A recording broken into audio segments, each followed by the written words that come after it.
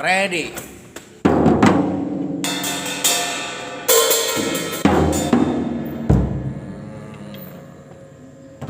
Temanya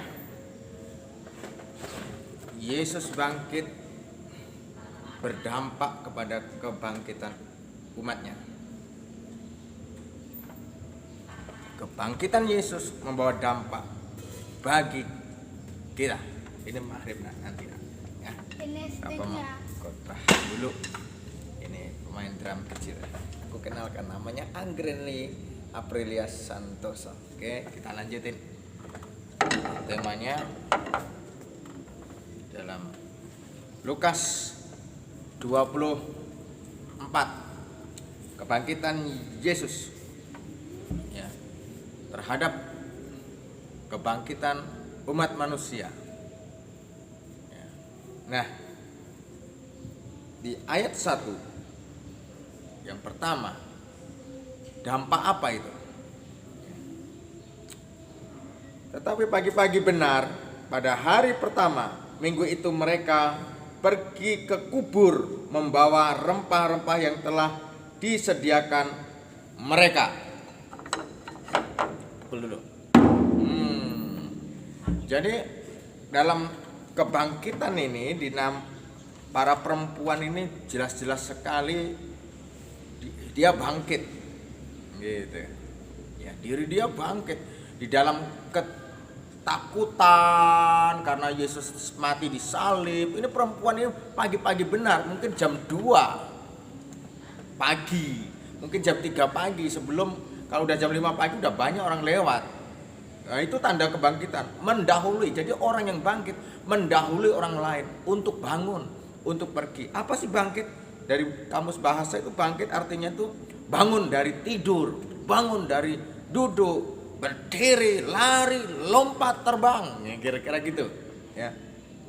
Dan perempuan ini menunjukkan dia mendahului yang lain, ada dorongan untuk melakukan misinya Tuhan. Haleluya.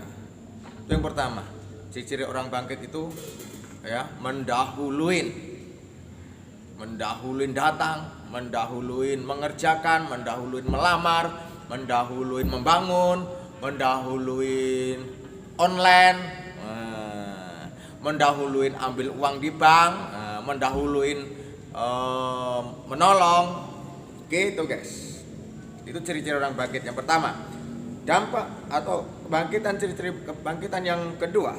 Jadi ayat 2 kita baca, ayat 2. Mana ayat 2? Ya. Mereka mendapatin batu sudah terguling dari kubur itu. Wow, batu yang besar hitam terguling. Artinya apa? Di situ orang yang mau bangkit, pintu terbuka. Batu yang besar itu entah siapa yang menggulingkan. Tiba-tiba terowongan itu, pintu itu, gua itu terbuka. Jadi orang yang mau bangkit gak bisa main drum pun jadi bisa main drum. Dunbreng. Jadi orang yang bangkit dalam keadaan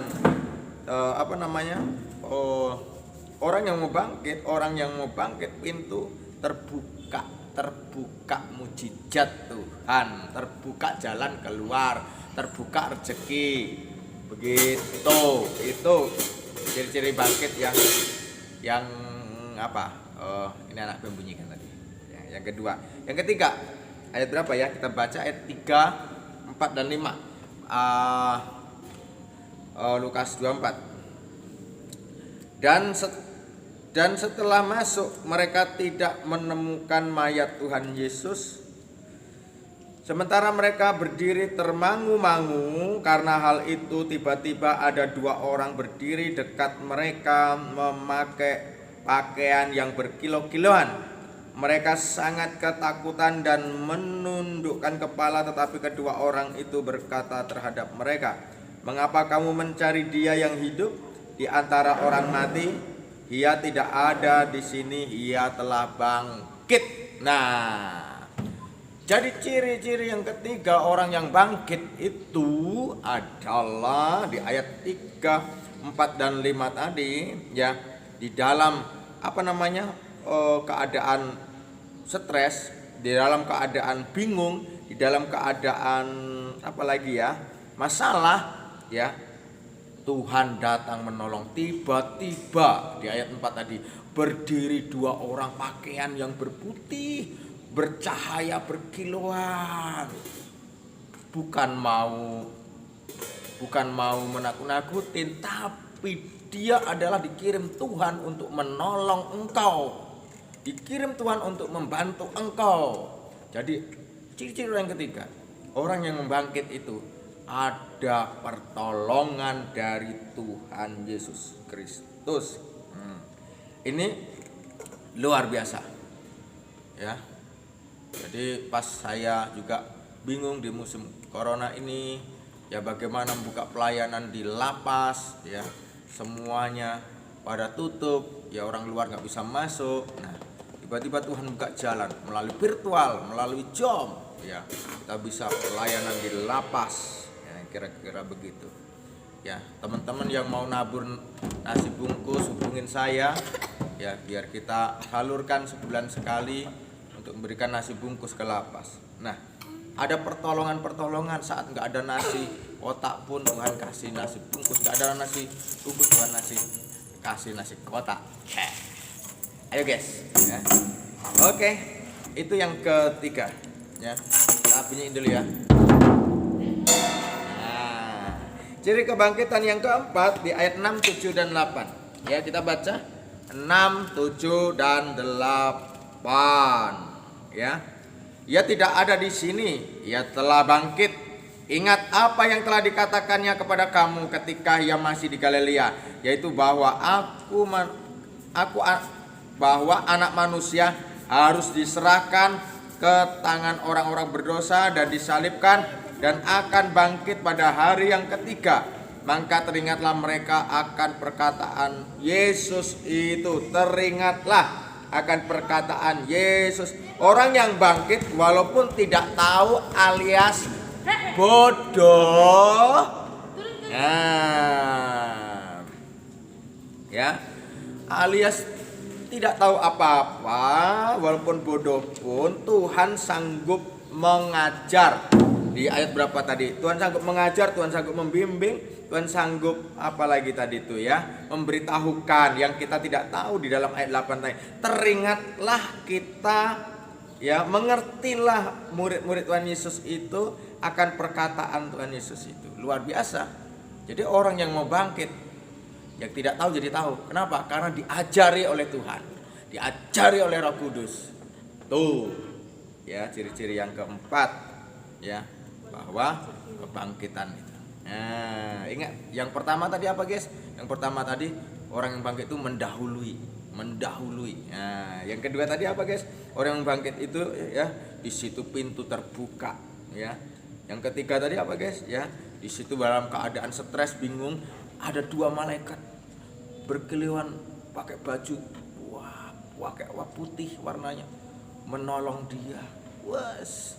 Yang keempat tadi apa guys? Orang yang bangkit dalam keadaan kita tidak tahu, kita diajari oleh Tuhan, maka teringatlah murid-muridnya itu mengerti apa yang dikatakan Tuhan Yesus. Nah itu, kita lanjutkan yang kelima ya, ciri dari kebangkitan Tuhan Yesus terhadap umatnya.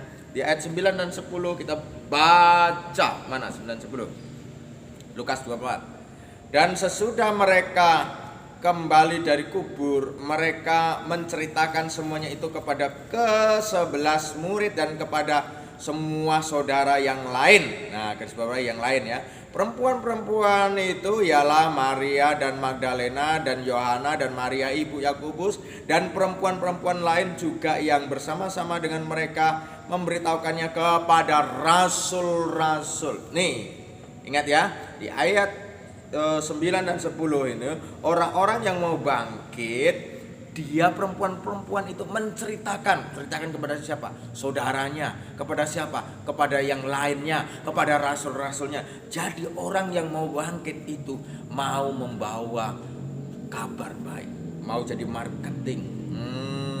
temannya Tuhan, mau menjadi dutanya Tuhan, ya, mau memberitakan, mau membagikan, mau menyalurkan, mau membersihkan, mau apalagi, ya, menceritakannya misinya Tuhan terhadap jiwa-jiwa.